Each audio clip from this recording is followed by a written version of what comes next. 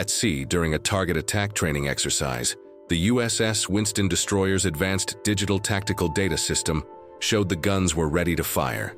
Everyone trusted the system, eyes locked on the screens.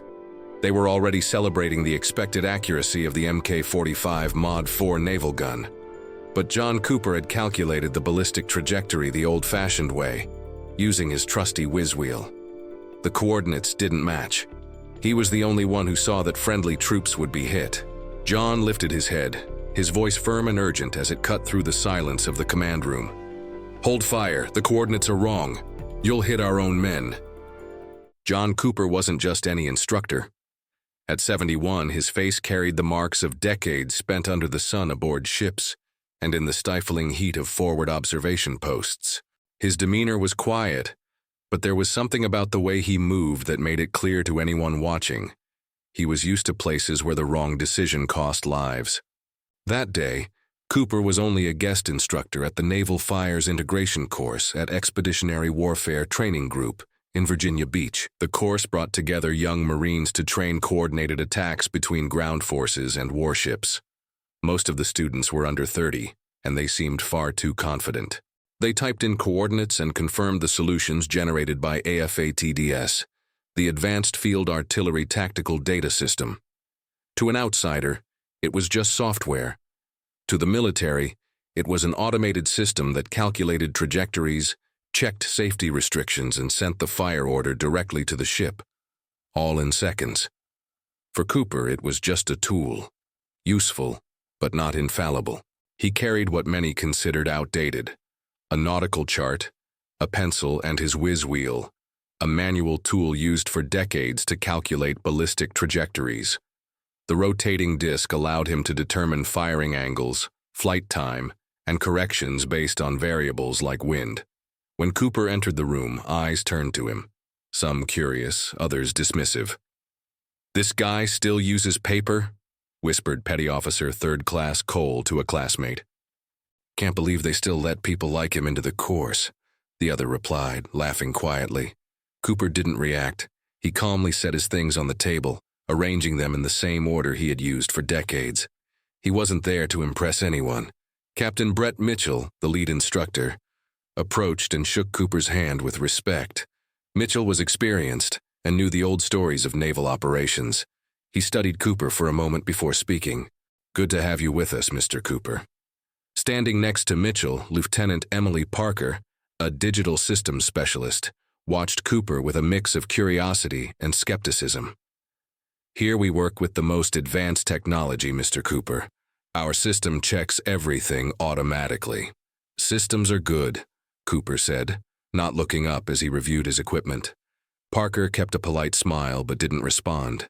The exercise started at 9 in the morning, but operational routines had followed a strict rhythm long before that. The sea was relatively calm, with low swells that wouldn't interfere with firing stability. On the main screen, small blue icons represented the ships, while the simulated targets appeared in red, marked at strategic points across the sea, away from the coast. 2 ships were participating in the exercise that day. The main one was the USS Winston, an Arleigh Burke-class destroyer equipped with a 127mm Mk-45 Mod 4 naval gun, capable of firing rounds over 20 nautical miles with high rate and accuracy. Its interior was modern. The control room had rows of networked computers, each station equipped with large screens displaying digital charts, weather data, and ballistic coordinate graphs. Farther away, serving as secondary support, was the USS Barry of the same class, monitoring the scenario as part of safety control. The students spent the first 40 minutes reviewing the fire plan in the planning room. Digital maps projected on the wall showed the advance routes of simulated ground troops. The idea was to support an amphibious landing with coordinated naval gunfire. Cooper observed in silence as they marked safety zones and defined the so-called danger close areas, zones where naval fire could not land for fear of hitting friendly troops. He noted each marking carefully. Back in the main room, communications with the ships were already active. The voice of the USS Winston operators came through the speakers in a calm tone, reporting readiness for the exercise. On the large screen, the destroyer appeared as a fixed icon, maintaining steady speed for accurate firing. USS Winston in position, ready to receive coordinates. Officers and NCOs began entering the coordinates into their terminals. AFADs processed the data in seconds and displayed the firing lines on the central panel. The trajectories showed up in green, indicating safety. Cole, sitting at the nearest station, looked excited. See? Perfect. This system never fails. Meanwhile, Cooper slowly turned the whiz wheel, marking each coordinate he received on his nautical chart. Lieutenant Parker approached, arms crossed. Mr. Cooper, with all due respect, are you really going to check every point manually? I am. Don't you think that's a waste of time? Cooper spun the disc one more time without looking up. No. Captain Mitchell watched from a distance, serious, choosing not to interfere. The atmosphere seemed controlled. Screens updated in real time, showing coordinates, ships in position and wind within expected parameters. Everything pointed to a smooth, incident-free morning.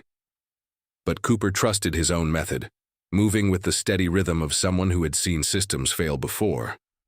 The USS Winston confirmed readiness for the second time. Only a few minutes remained before the first salvo was to be fired. He glanced at the large screen once more, comparing the numbers with those he had just written on his nautical chart. And that's how the morning went. Until everything changed. The clock was nearing 10 a.m. when the voice of the USS Winston's operator came through the speakers, steady, almost like a warning that the moment to fire was close.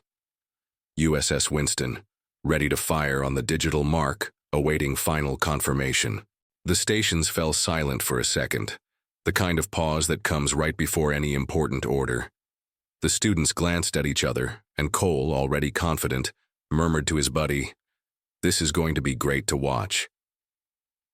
AFADs showed everything. The firing line stretched across the sea, far from any danger-close zones. The system flashed green, indicating the calculations were within safety limits. That's when Cooper stopped. His left hand froze, the pencil hovering over the map. His eyes locked on a specific point where the line he had drawn by hand crossed dangerously close to a restricted zone. He spun the disc one more time, just to be sure. Redid the calculation using a second reference point. The result didn't change. There was a conversion error. He looked up at the big screen. The coordinates on the main display were almost identical to the ones he had, but a single digit in the MGRS conversion, the grid system the military uses to locate points on the ground with meter-level precision, was wrong. One digit shifted the impact point by over 650 yards, enough to put the shot inside the danger close zone, where friendly troops would be exposed. Cooper lifted his head, his voice firm and urgent as it cut through the silence of the command room. "Hold fire. The coordinates are wrong. You'll hit our own men." The words shattered the tension in the room like a gunshot. Cole whipped his head around, confused. Parker straightened in her seat, her expression suddenly serious. "With all due respect, Mr.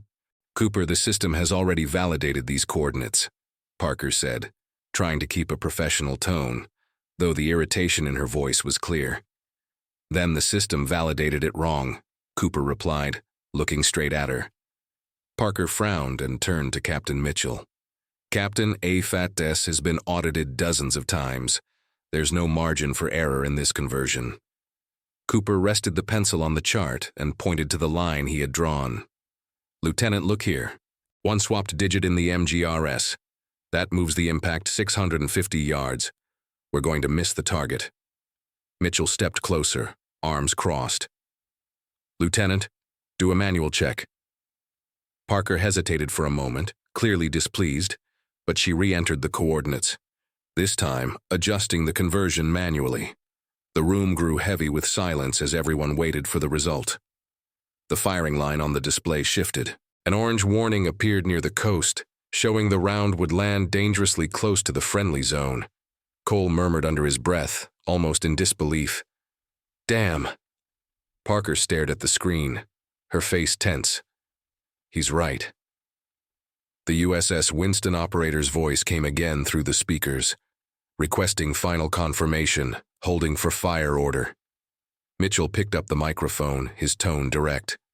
Winston, maintain position. Hold fire. Recalculating coordinates. There was a brief pause before the reply came from the sea. Copy. Standing by for updated coordinates. Cooper marked a new point on the chart and spun the whiz wheel again. He spoke without looking at anyone. We'll redo everything from scratch. The automatic conversion is using the wrong reference. Mitchell nodded. Lieutenant Parker, work with Mr. Cooper. Check every coordinate before sending anything. Parker took a deep breath, pulled up a chair, and sat next to Cooper. For a moment, she just watched him work, the whiz wheel turning, the pencil tracing precise lines on the chart. Cole, who had mocked him earlier, moved closer, curious, but said nothing. Cooper didn't explain much. He just calculated, compared, wrote things down. Spun the disc slowly, marked a new point, and handed the numbers to Parker. Check this in the system, she typed, and with every corrected line, the screen changed, one orange warning after another disappearing. Minutes later, Mitchell confirmed with the Winston. New coordinates confirmed, ready to fire. The ship's operator replied with a brief, copy, and everyone in the room stayed silent, eyes fixed on the screen as the simulated shot was fired. The impact registered exactly on target, far from the danger close zone. Mitchell set the microphone back on its stand and looked at Cooper. He didn't say a word, just gave him a nod, one that spoke louder than anything he could have said. Cooper simply put the whiz wheel back in his bag, as if this had been just another normal day. The exercise ended 20 minutes later, but the room stayed silent for a while. The students typed their after-action reports at their stations, exchanging discreet glances in Cooper's direction. Cole, who had been laughing earlier, kept his eyes fixed on the screen, saying nothing. Parker, focused on organizing the corrected data, seemed different now.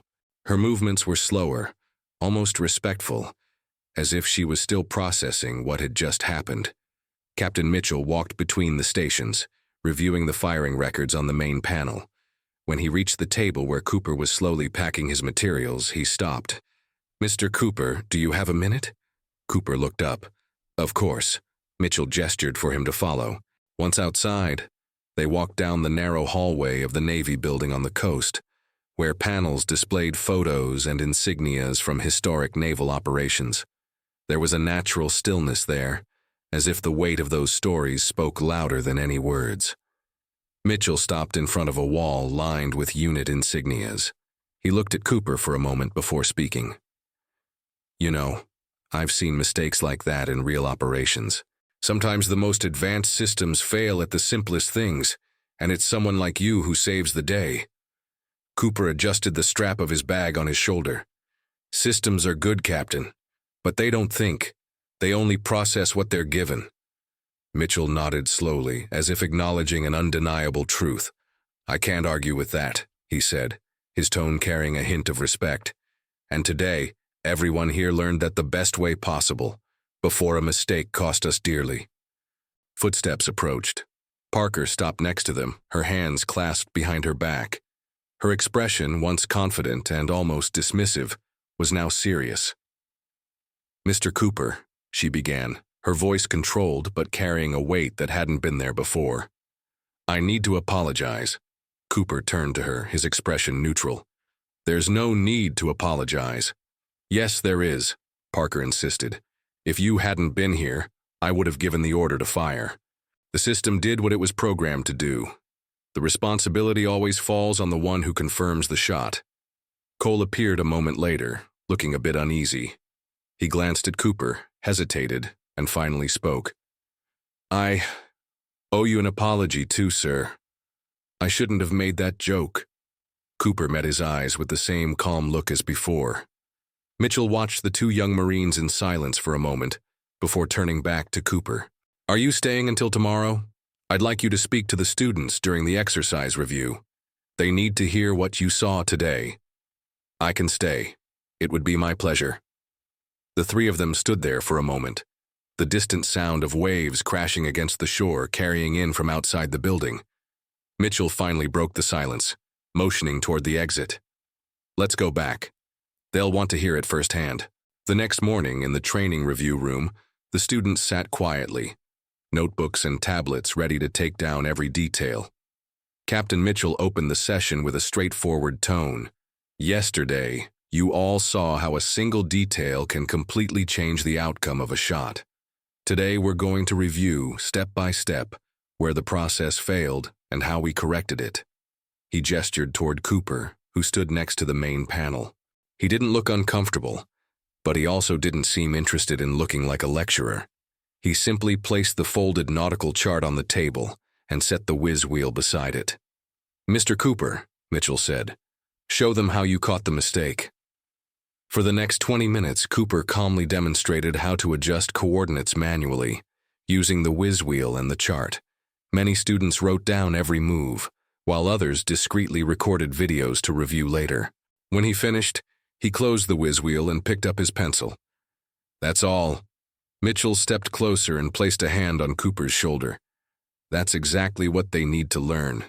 They need to master new technologies, but they also need to understand how things used to be done and how to act when technology fails."